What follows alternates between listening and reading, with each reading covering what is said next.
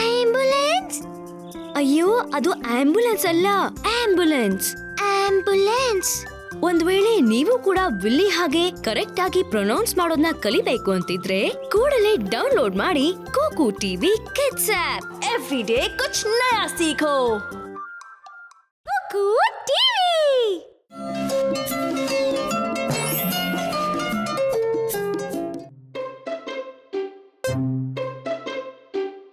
ನೀವಿಬ್ರು ಯಾಕೆ ಸೋಂಬೇರಿಗಳ ತರ ತಿರ್ಗಾಡ್ತಾ ಇದ್ದೀರಾ? ಅಜ್ಜ, ನನಗ್ ತುಂಬಾನೇ ಬೋರ್ ಆಗ್ತಿದೆ. ನನಗೂ ಕೂಡ. ಪ್ಲೀಸ್, ನಾವೇನಾದ್ರೂ ಮಾಡ್ಬೇಕು. ನೀವ್ ಯಾವತ್ತೂ ಏನ್ ಮಾಡ್ಬೇಕು ಅಂತ ಹೇಳಿ ಬೇರೆಯವ್ರ ಮೇಲೆ ಡಿಪೆಂಡ್ ಆಗಿರ್ಬಾರ್ದು. ನಿಮಗೇನ್ ಇಷ್ಟನೋ ಅದನ್ನ ನೀವು ಮಾಡ್ಬೇಕು. ಅಂದ್ರೆ ಏನ್ ಮಾಡ್ಬೇಕು ಅಜ್ಜ? ಅಂದ್ರೆ ಹವ್ಯಾಸ.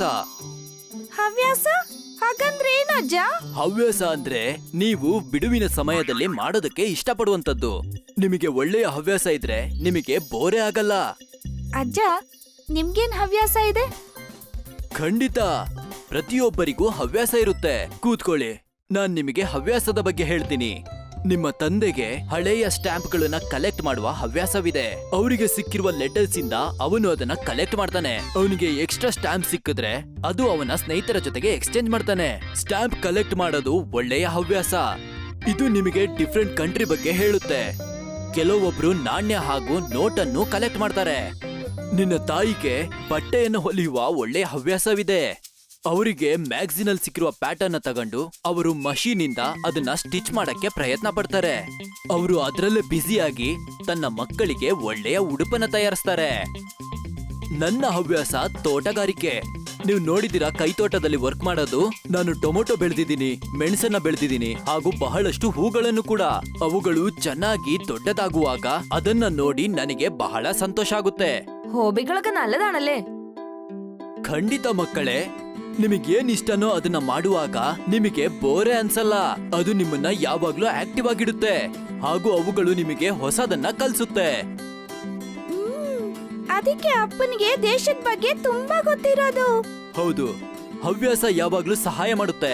ಇವಾಗ ನೀವು ನಿಮ್ಮ ಬಿಡುವಿನ ಸಮಯದಲ್ಲಿ ಏನ್ ಮಾಡ್ತೀರಾ?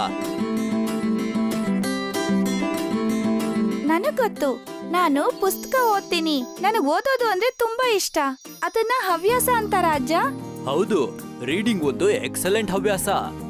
ಅದು ನಿಮಗೆ ಹೊಸದನ್ನ ಕಲ್ಸುತ್ತೆ. ಅದು ನಿಮ್ಮನ್ನ ಬುದ್ಧಿವಂತನಾಗಿ ಮಾಡಿಸುತ್ತೆ. ನಾನು ಪೇಂಟ್ ಮಾಡ್ತೀನಿ. ನನಗೆ ಬಣ್ಣಗಳಂದ್ರೆ ಇಷ್ಟ. ವಾವ್, ಇದು ಕೂಡ ತುಂಬಾ ಒಳ್ಳೆಯ ಹವ್ಯಾಸ.